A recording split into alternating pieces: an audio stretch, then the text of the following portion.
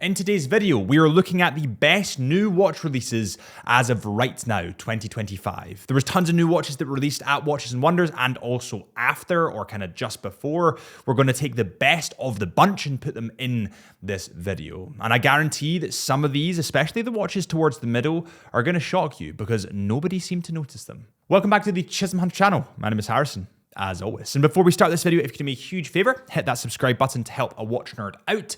I'd really appreciate it.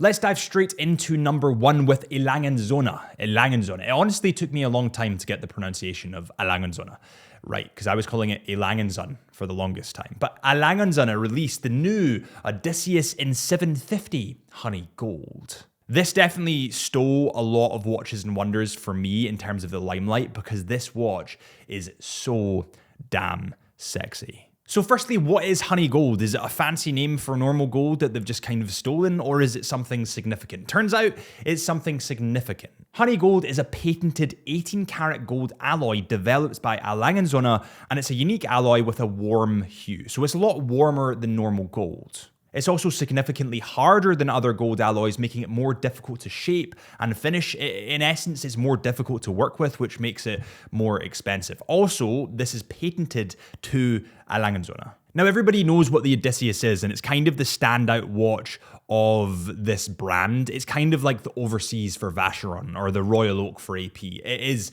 the watch that you want when you go to this specific brand.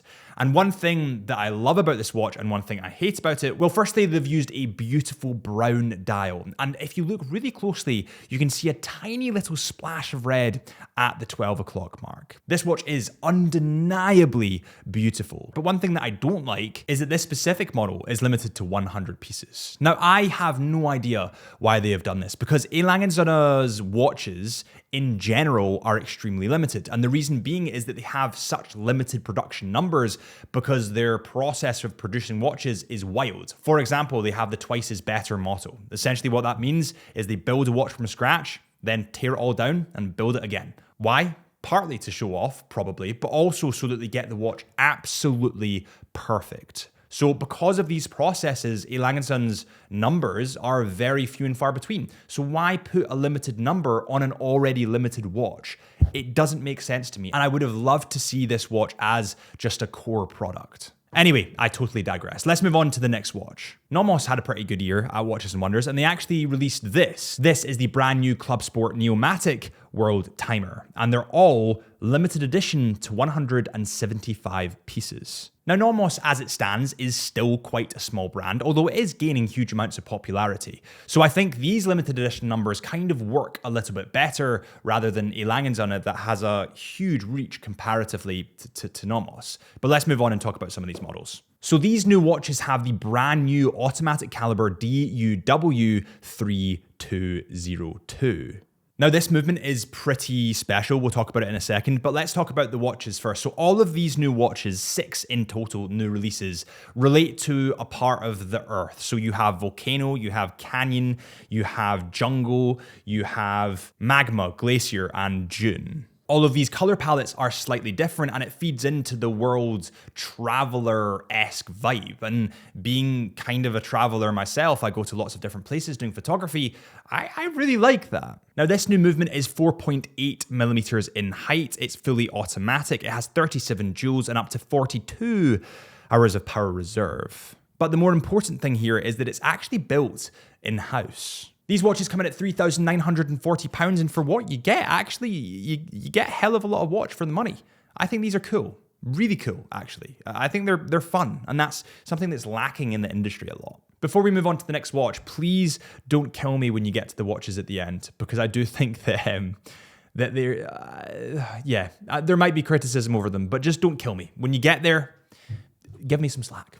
The next watch on the list is a watch that I found pretty fascinating. The reason I found it pretty fascinating is because I've never spoken about it before. I've never looked at it. I've never even given it the time of day. And that's wrong with me. That definitely is wrong, because it took me by surprise. This is the Chopard Alpine Eagle 41 SL Cadence 8HF. Now, the Alpine Eagle was first introduced in 2019, and since then, I would say it's grown to be one of Chopard's most popular collections. It's definitely the sportiest looking of the bunch. Now, this specific model comes in at 41mm, 9.75mm in thickness. It comes in full titanium, has 100 meters of water resistance, and a screw-down crown. It also has a fully automatic movement, which is the Chopard 01.14-C, and that can be viewed through the open caseback, and it's COSC certified with 60 hours of power. I love how unique and futuristic this watch looks, if I'm totally honest. I love the blackened textured dial. I love the flecks of orange that they've thrown on there. I love the black rubber strap and how that contrasts, but not too much, to that darkened titanium. There's a lot of this watch that they've just got right. With that said, £22,500 is a lot of money that they're asking for this brand. It's a lot of money. Next on the list, and the reason that I'm laughing is that this is the watch that stole the show. It's the watch that ruined my sleep pattern for a good 4 days because it was released at 1 minute past 12, which is not normal. Normally, they release everything at like 8, 9 a.m. in the morning, but Rolex decided to screw it and release the Land Dweller at 1 minute past midnight. Everybody kind of knew that the Land Dweller was coming. I mean, it was leaked, and then it was purposefully leaked, maybe, on Roger Federer's wrist, and then we saw it in person. Now, the online space during this time was kind of screaming and shouting and hating on this watch, but as soon as I think people actually saw it in person, they definitely changed their tune. I've seen this watch in person, I have got hands-on with it, and I want to criticize it. I really do, but I can't. The new Land Dweller has the caliber 7135 movement, which was entirely developed and manufactured in-house. This beats at 36,000 VPH, has 39 joules, is entirely self-winding, and has 66 hours of power. This model has an open caseback to show off that beautiful movement and has a couple of different variants that you can choose between. My personal favorite, I hate to say it because it's the most expensive, but it is the platinum with the baby blue dial. I think that's to die for. And this is Rolex's entry into the 70s inspired Genta feel, I would say. They're about 5 years too late, but they've executed it just perfectly, in my opinion. Now, will you be able to get this watch in the coming years? Probably not. I think this is going to be very hard to get for a good 3 or 4 years, and then you might see those waiting lists start to decrease a little bit. But whatever you have to say about this watch, you can't deny that it was a banger. Next on the list is a pretty significant watch from Tag Heuer. This is the new Tag Heuer Formula 1 Solargraph. Now, the original Tag Heuer was released in 1986, and the reason that this was a significant release and there's so much history surrounding this watch is that Tag and Heuer didn't fully merge until 1985. And in 1986, the Tag Heuer Formula 1 was the first watch that had the full Tag Heuer logo as we see today on the dial. So there's a lot of history that goes into this watch. There's a lot of history behind the Formula 1. Not to mention that Tag Heuer are now the official timekeeping partners for the F1. They've taken the spot from Rolex, which is a pretty huge deal. Now, there's tons of variations of this new watch. There's tons of vintage-esque iterations with tons of colorful dials and materials. And to be honest, I really like it. It's a throwback to history, a throwback to an age that wasn't too long ago, but seems like a lifetime ago. These watches come in at 38mm in diameter, 9.9mm in thickness, water resistant to 100 meters, and they of course have the Solargraph movement that has been taken, or not taken, but kind of like bought from Citizen. It's a Citizen base, but Tag have got the movement. These watches in steel with a bracelet come in at £1,650. I've got a whole different video coming on why I think they're actually justified in terms of the price. I know that that's a hot take, so make sure you hit that subscribe button if you want to see that. By the way, remember that Chisholm Hunter are actually authorized retailers for most of the watches in this video. So if you want to try them on in store, then head into one of our shops, or you can digitally try it on our website and see how it looks on your wrist. It's just chisholmhunter.co.uk, chisholmhunter.co.uk.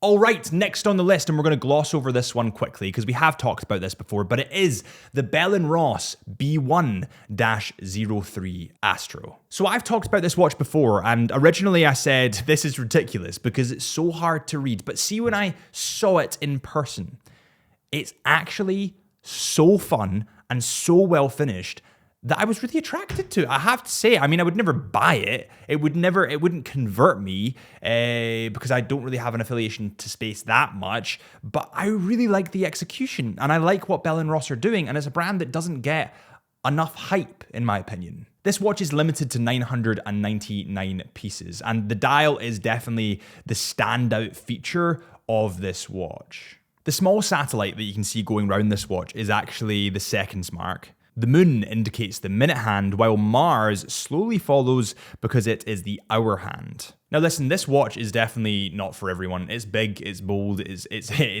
something new. But if you're into space, if you're into something different, and you're wanting to revitalize your watch collection with something fresh, something fancy, then I'd say this is the one. All right, so let's talk about Vacheron for a second. The most complicated wristwatch ever made.